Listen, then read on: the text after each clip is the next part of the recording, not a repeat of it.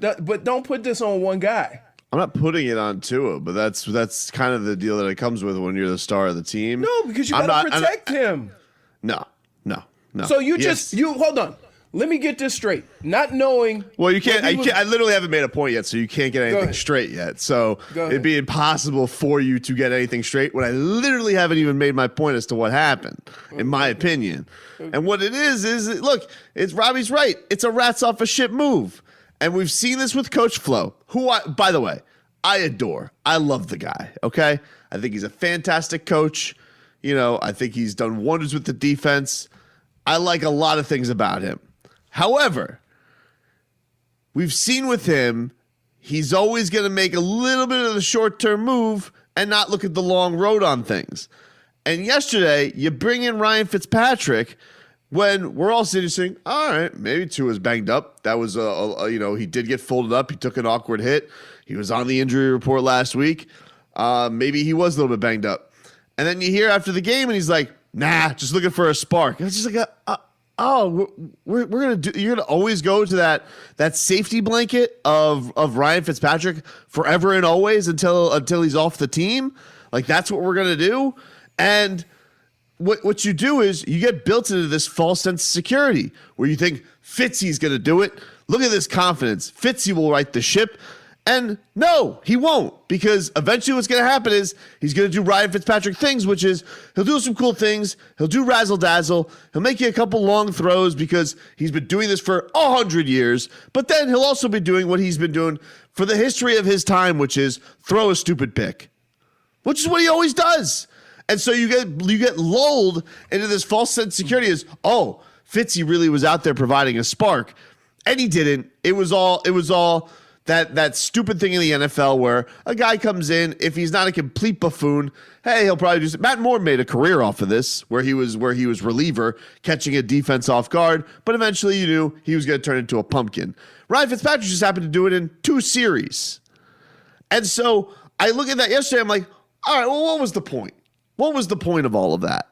Because he gave you 3 points, and now you have all these questions about the guy who's supposed to be the face of your franchise. We were all feeling good about the direction of the team, and you didn't even get the guy an entire game to get things right and try and come back for you. Even if it was looking as bad as it was, you gotta allow him to not have games that are completely perfect, Leroy, because to this point, Tua's lived kind of a charmed life.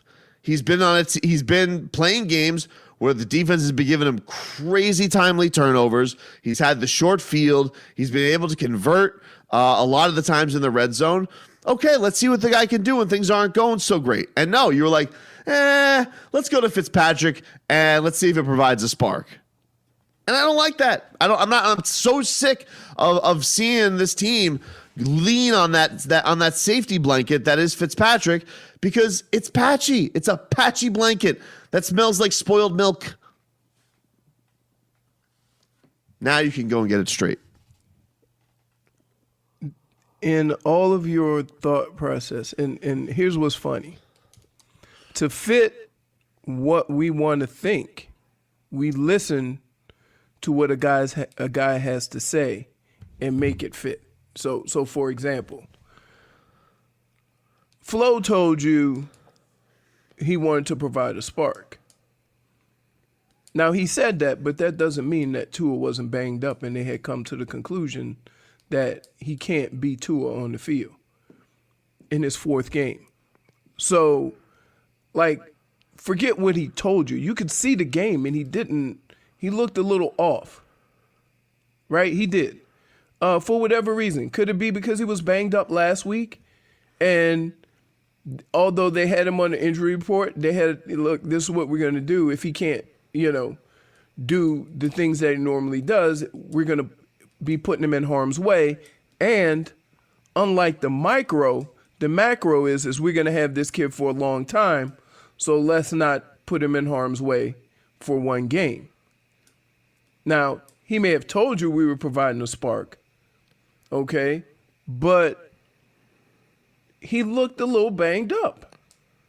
And so from that standpoint, I'm not paying attention to what, Flo said after the game. It was coach talk. It's coach speak. I don't think it is coach talk, man, because it goes with, look, It's what goes with his MO the entire time he's been a coach, which a lot of that stuff I do love. Well, if that was the case, if that's what you truly believe, if you believe that he was trying to provide a spark, right? If that's the case, he would have never switched quarterbacks in the first place because the two contradict each other. Not necessarily. So, switching a quarterback when you win and then changing a quarterback because you say you need a spark, right? It's counterproductive because if the quarterback was winning in the first place, you would have never switched him. If that's your immediate plans. Not necessarily. If a lot of what you said was true in the early goings of why they made the switch because they felt like they could have gotten to another level, which, by the way, it seems like they did. No, if he always kind of goes with the direction of, I'm going to change with what I think is going to get us through this game to get the win, that does go with what he does. I'm telling you, there was something underlying there that they're just not telling you. So you think for sure he's hurt? I think he was banged up. Like first of all, a quarterback that they have used so much with so much movement, right? All of a sudden sitting in the pocket. That's odd to me. Right? That means you're putting stress on every other aspect of your offense. Because, we've said how great or how much improved the offensive line was. Mm-hmm. Well, they sucked yesterday. Again, it could be because of the limit in the plays that you could run because he couldn't move as well. Like, I don't know, but when I watch the game, it's like, it looks like, they're trying to give him an opportunity to play, but at the same time, their offense has to change a little bit so that he'll have the ability to throw because he can't really move. Well, all I could say is thank God they lost that game. Why? Rare loss, that's a win. All right. You want to know why? Hey, Robbie, hit the button. The radio.com button? The Ticket is the home of every Miami Heat game. I think it means the stream, Robbie. I mean, the button that would get us on the radio. WAXY South Miami and WSFS HD2 Miramar, a radio.com sports station. Well, I had to hit that button anyway. Yeah. But no, it's a rare loss that's a win because if Ryan Fitzpatrick wins that game, you got yourself a problem. I don't even see it like that. I look at it as, you know what? If the team won, great. It doesn't change my thought process. It doesn't change my thinking on Tua or Fitzpatrick. Gentlemen, it's the beginning of the end for Tua as a time with the Dolphins. I'll say oh my goodness. What are you... In the history of quarterbacks, what eventual franchise quarterback was benched his first year once he took over the job? Different scenario. Here's why, Robbie. Okay. In most of the cases in examples that you were giving, besides Deshaun Watson, I want to say, all those quarterbacks sat. Yeah, Deshaun Watson sat for a half. But that's what I'm saying. Besides Deshaun Watson, all those quarterbacks sat, some for a substantial period of time. So, different scenarios. Those quarterbacks had, I'm assuming, a preseason. I'm assuming an off-season program. I'm assuming that they had more time before they played their first 4 NFL games. And so you have a different situation. And I don't think anybody should overlook the fact that, right, this is the 4th time Tua has played as an NFL quarterback. Mm-hmm. So I can understand why they may be a little cautious because guess what? Okay, he's been fine, and I think it's a step up from Fitzpatrick. He hasn't been lighting the world on fire. No, he hasn't been. Okay, and so like he has been. He's had good moments, but it hasn't. Right, he hasn't been like all world. So all I'm saying is like I just shrug it off as all right. Like, I'm not looking at it as rats off the ship. Oh, this is the beginning of the end. Why? It like again, I'm not looking at fourth game. This can't be understated. It's not that easy, well, man. Leroy, a couple weeks ago, there was reports from Adam Schefter that this is an audition for Tua because in case the Texas pick is too high, they can take Justin Fields. And now this happens. Connect the dots. No. Oh my goodness. They're looking at the water. Am I a bad person, Robbie? Like when I come, I'm not gonna lie. I want to be honest with the audience. And I want to be honest with my feelings yesterday. And I'm going to say this before Leroy gets back to his chair. So don't rat me out, all right? Don't be a bunch of snitches on the text line. But am I a bad person to say I was kind of rooting against Ryan Fitzpatrick yesterday? Yeah, I mean, look, objectively, if I'm being objective and unbiased, I would say yes, you're being a bad person. Because I'm looking. I know what that means if he gets that. If he comes through yesterday and he gets that win, I think they can last a week. And they could go even into the Jets game. It's the Jets. I mean, let's be honest. And they can say, no biggie. Tua's still the guy. They could even hide under the guise of, I was a little banged up, wanted to keep him safe, all that type of stuff, whatever. But if he wins that game, if he does Fitzpatrick things, even knowing, hey, he's a veteran QB, Broncos aren't a really good team. If he were able to come back and get that win, it would be everybody would be saying Fitzmagic, the power of the beard. Look at him go, team leader, rally guy. Robbie, did you see all the sycophants yesterday on Twitter? I sent you guys all the tweets yesterday. I mean, people were like, "This dude don't crack.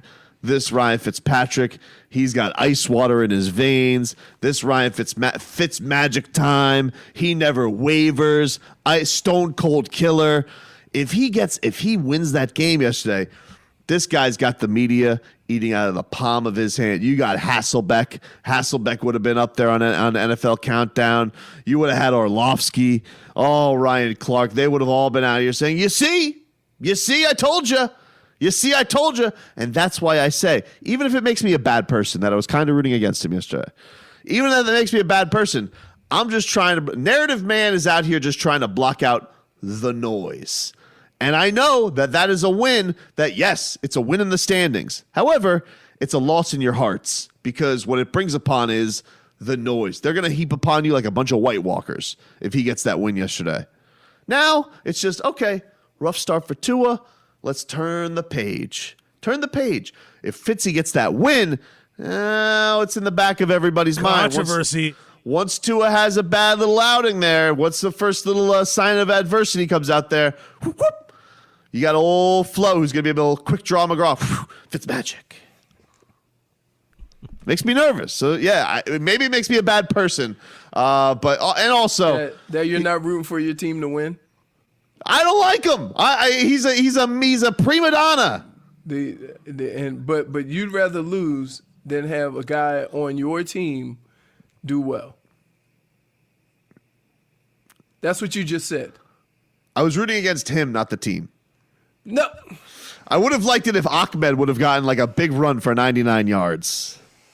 So what you're saying is, let's clarify, that you would rather your team win than a player you don't like I would rather them lose in the circumstance of yesterday. No. It's not. There's no explanation. I want this on tape. Clear. Okay. Say it. I would rather lose with Ryan Fitzpatrick do well than Ryan Fitzpatrick do well. Yes. Does that feel much better? Yes. No, it's out there. No. It's out there. You don't have to hide your feelings. It's out there. I don't care. I kind of feel like you need to go wash off. No, like that's just dirty. No, I would rather lose than have Ryan Fitzpatrick lead us to a win right now. If Ahmed did something, if Von Ginks got a pick six, okay, even if he's out there. But if it was Fitzmagic time, oh my God, everybody had to make a big play because he was the reason why they were down there in the first place. Yeah, but he's got NFTF, bro. You got to admit, him and Xavier Howard. That Xavier Howard. Oh my goodness, like he limped into this season, right? Everybody's like, oh, no, that's why they signed Byron Jones. You know what's funny? I watched that. I went back and looked at the stats of that game yesterday. I felt like the Broncos did a lot better when I'm watching the game than what they ended up doing. Like, it is incredible how that defense always comes up with a big play. Like, I really can't get on them that much. Right. It was timely. What happened is when you break football down into situational football, although the numbers weren't there, they had timely third down conversions, timely big plays. They had a lot of situations where they made a play when they needed to. And although that didn't add up to a lot of big numbers, when you watch the game, you're like, seems like they're making every play. Well, I think they ended up being 4 for 12 on third down. I was like, man, I could have swore they were 8 of 9. I felt like they made every third down yesterday. Right. And then the other thing is you have to understand is they got into third down situations almost every drive. So they had a bunch of them. Yep. Which is also really weird that you mean you're going to play a whole game, have that many third down opportunities, you haven't had any big plays on first and second down, and no, they haven't. Am I a bad person? Yes. Yes, but at least you're honest. At least you're out there. Oh, You're free. Robbie, don't. Here's what I hate. I hate when he makes just a bad fan statement, right? A bad fan statement, because he's fanboy. And he makes a bad fan statement. And then Robbie, who doesn't agree with it at all, finds a way. No, it sucked, but I appreciate your honesty. Yeah. Get the hell out of here.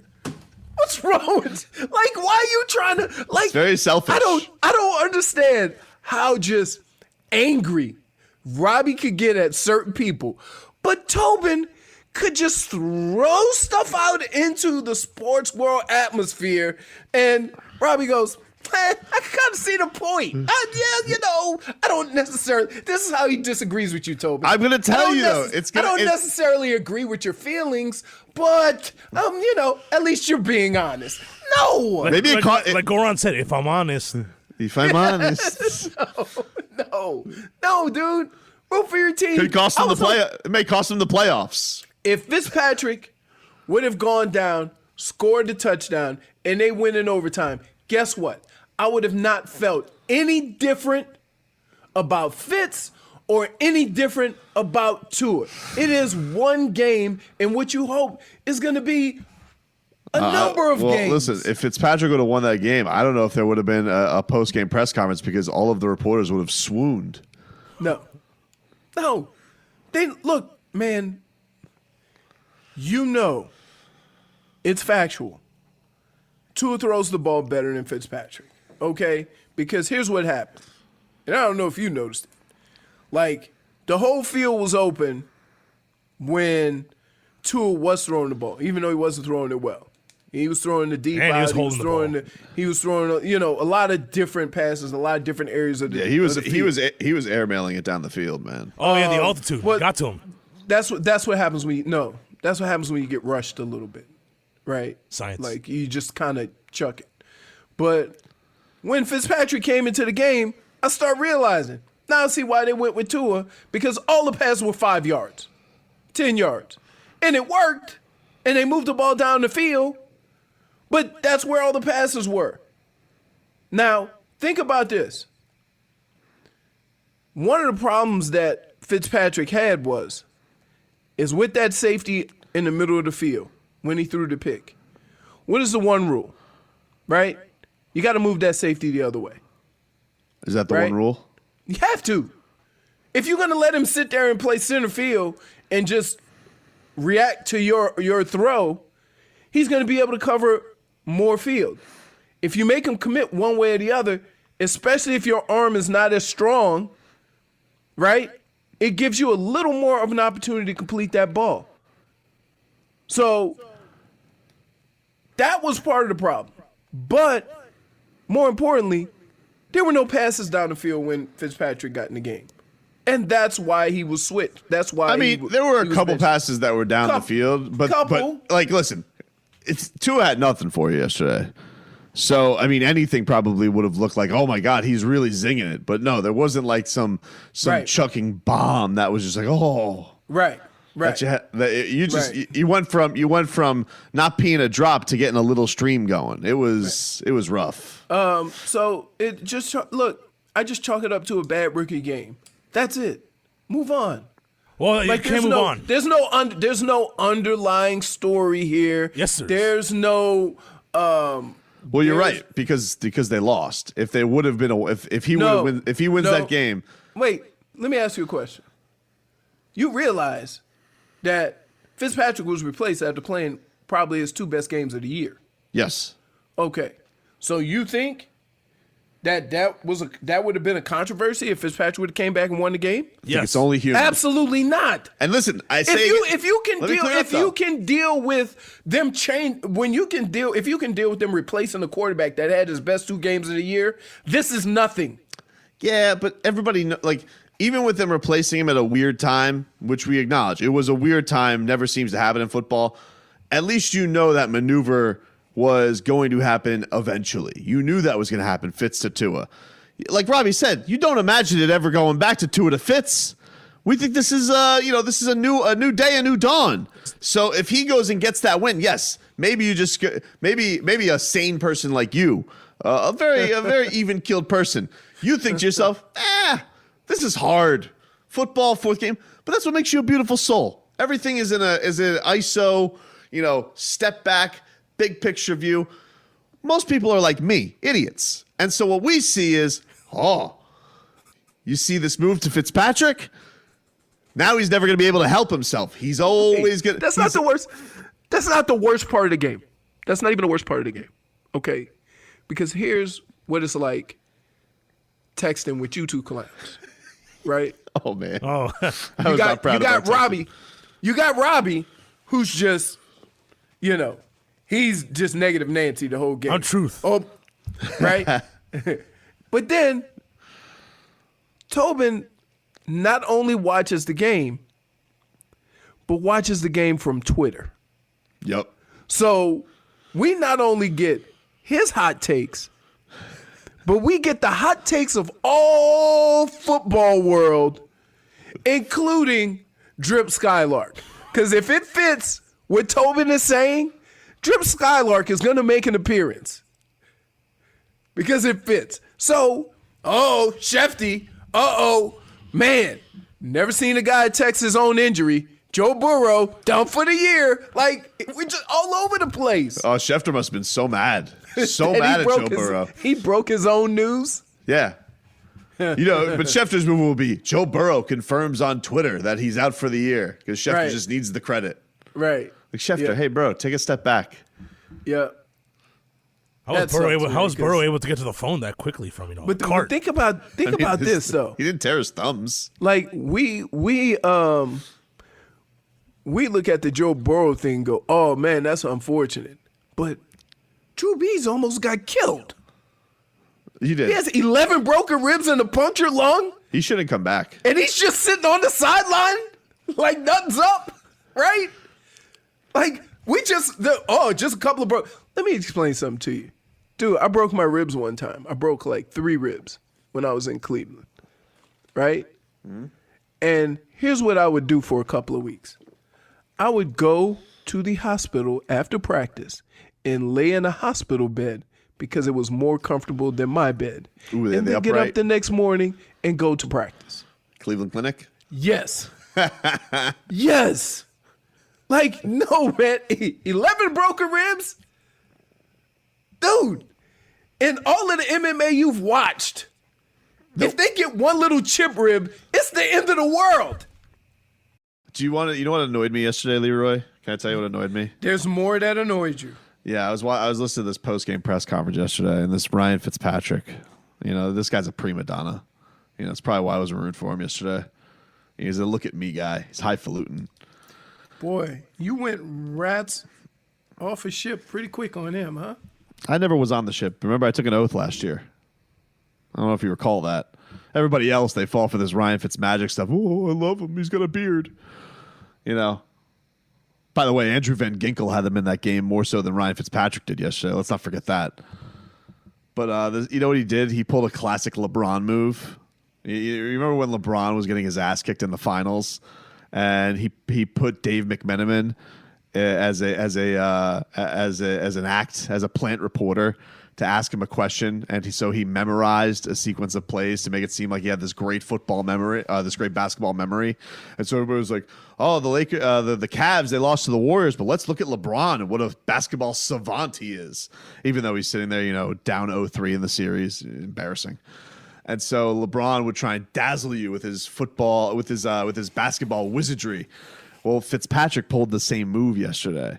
So Tua, he's out here. He's not looking ready. Ryan Fitzpatrick, he's giggling inside. He's happy that he's failing. Really? Yeah. Really? You just came to that conclusion? I know. You could tell. He was happy. Really? Yeah. Because Tua tried to give him an old attaboy afterwards, and Fitzpatrick was like, gave him the look of death, like, psh, huh, my team. So yesterday, Beasley was asking him about the interception. Oh my God! Did he bust out all the football mumbo jumbo on this one to make you seem? Look how wise Ryan Fitzpatrick is at football.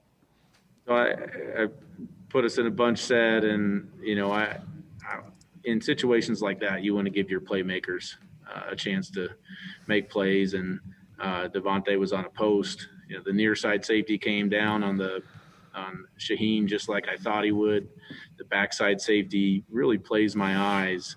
Jakeem was on the backside, so if I'm looking at Jakeem and Jakeem's got a route that's of interest to that backside safety, he's going to stay put.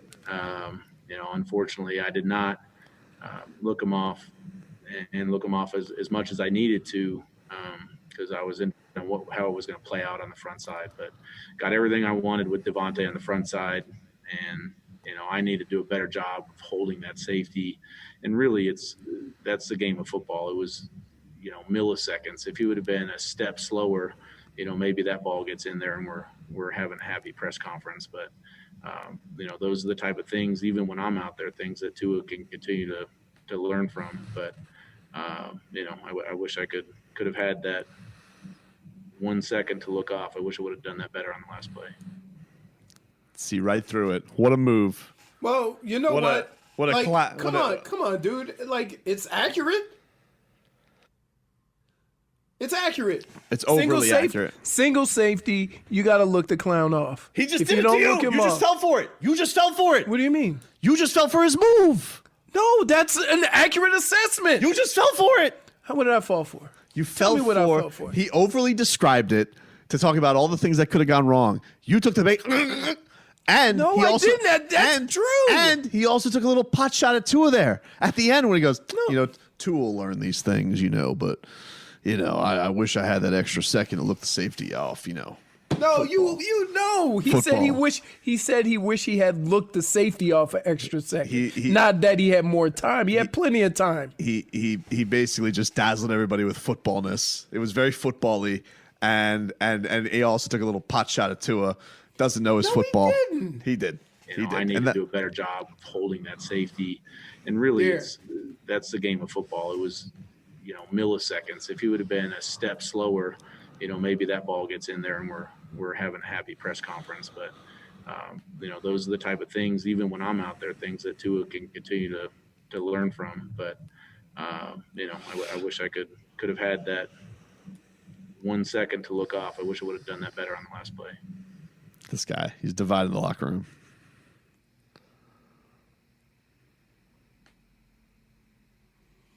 You're the worst.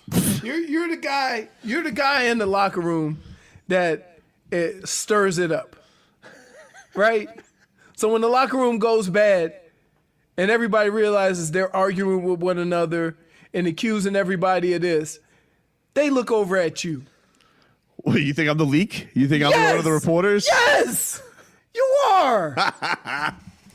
By the way, there's nothing that he said that was inaccurate or not true. Nothing. First thing I thought was, why in the hell didn't he look the safety up? Because guess what? Even if he had looked and pump fake to Devontae Parker, he could have hit the tight end in the right corner of the end zone because dude was wide open once the safety left. The only thing he could not do was let the safety sit there and decide once he threw it. Yeah, you know what? You should have been his answer to when Beasley asked him what happened on the interception. Here's what the answer should have been: "I'm Ryan Fitzpatrick. I giveth, I taketh." That should have been his answer. Really? Why do you stop? Why do you flip on guys so I didn't quick? flip. I've never been on this guy's. Everybody fawns over him. Nobody's fawning over him. They fawn over mediocrity because he has a beard. Really? Enough. They kiss his ass. Somebody says, Tobin, call it like you see it. Fitzpatrick is new Hassan Whiteside. No. Fitzpatrick starts talking to fish. Well, no. They ain't paying Fitzpatrick a max deal, so he's not. Hey, s'mores. It was my team, fish,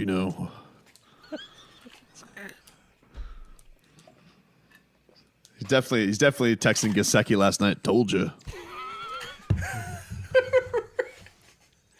Come on.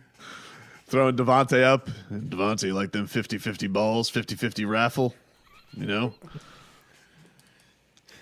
worst. Beasley even tweeted it yesterday. He goes, Devontae Parker definitely like catching from Ryan Fitzpatrick more so than Tua. The rift is on, bro. No, it's not. All right. There's no rift. Phase 1. You know what they also say? There's no rift. They also say global warming isn't a real thing, and then there's cracks all over Antarctica. Really? So that's what we're comparing this to? So Any headline? We just compare Ryan Fitzpatrick's global warming. That's right. Jeez. You have no shame. You will go to whatever depths you can in the world to try to make your point. My team. And y'all still gonna hold that against him, but then disappointed that he lost his job. Yeah. What'd you think, bro? It's bye week. Bye week. Bye week means we gave him an extra 2 days. Yeah, he bought something, all right. Bought attention. No, he didn't. You think he cares about attention? Dude got 7 kids at Dude, home. he was loving it. Went home that day, watched Hasselbeck, Orlovsky, and Mina Kimes have his back. He loved it. Loved it. You think he went home and just plot with a big He's a look at me guy. with a big bucket of Yep. chunky monkey and Yep. start watching ESPN all day? Yep. Big look at me guy. Hey, I wish that I could get you in the locker room so you understand how it really is in there. Because you are so off. It's ridiculous.